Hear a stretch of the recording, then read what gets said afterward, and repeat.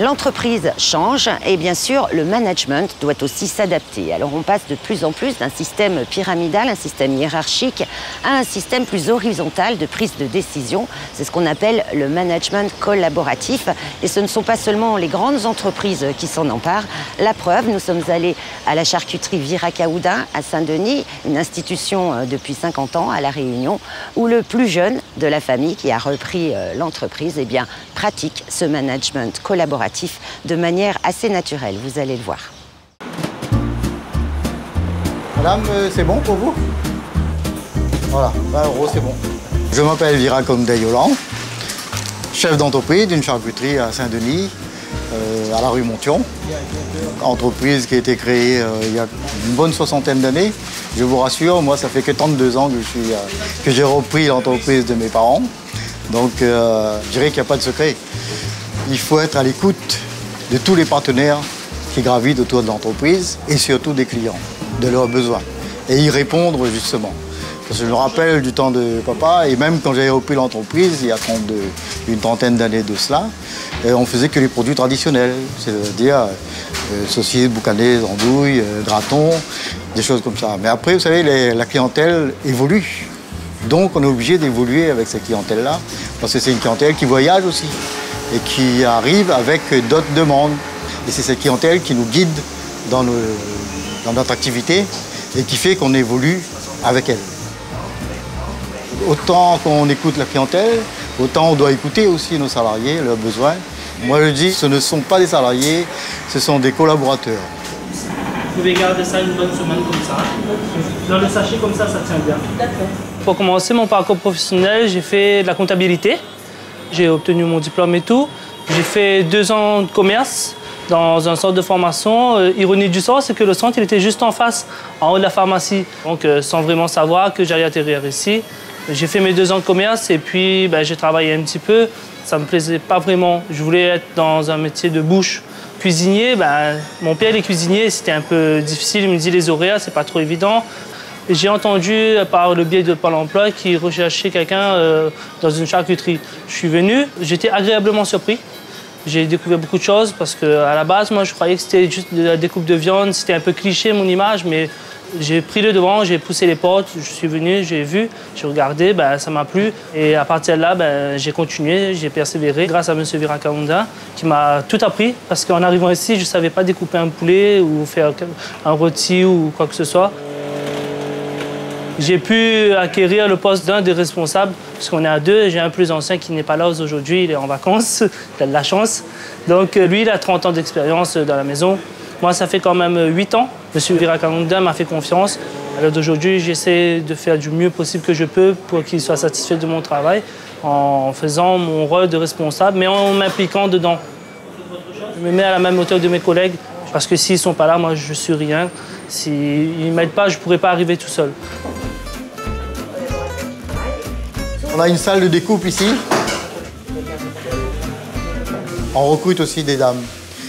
C'est pour emmener un petit peu de douceur dans ce monde de brut. Donc là, on a 2 CDI. C'est des gens qui ont intégré l'entreprise depuis pas mal de temps. Et la dame est en stage où elle prépare un CAP de charcutier. Ça, c'est pour la vente en magasin. Les bas morceaux, c'est-à-dire les morceaux que vous retrouvez là, c'est uniquement pour les gratons de poulet qu'on a élaboré il n'y a pas longtemps, justement. Pareil, hein, c'est parce que nos clients nous disaient toujours, vous faites des gratons de porc, quand est-ce que vous allez faire des gratons de poulet? Donc on a fait plusieurs essais, on a fait goûter en interne, on fait la dégustation en interne, on a fait la dégustation avec des clients, on a rectifié ce qu'il fallait rectifier, et puis on s'est retrouvé maintenant avec un produit qui tient la route, on va dire, équipé. Actuellement, on est dans l'ancien local. Si vous voulez, ça s'arrêtait à là. Donc, imaginez qu'on avait toutes ces machines qui se trouvaient dans cet espace-là. Donc, relativement rikiki. Et ils étaient des fois 4 à évoluer dans cet espace. Donc, il faut vous dire que c'était pas évident du tout. Donc, on a eu l'opportunité maintenant d'avoir un local qui fait 2 fois ce local. Et d'où la nécessité pour eux aussi de faire la production et de la bonne production puisqu'ils sont plus à l'aise dans leur travail. On a pu racheter une grosse machine, justement parce qu'on avait de la place. Comme on a une capacité de production maintenant un peu plus importante, c'est pour répondre un peu plus à la demande. Le matin, par rapport à la production, on va désigner telle personne par rapport à tel labo.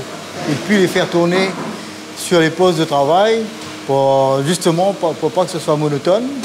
Et il faut savoir aussi que nos transformateurs sont aussi des vendeurs. Parce que je pense que quand on est vendeur, si on connaît bien son produit, on est à même à répondre à la clientèle du tac au tac quand il pose une question et ne pas se référer forcément à un des responsables.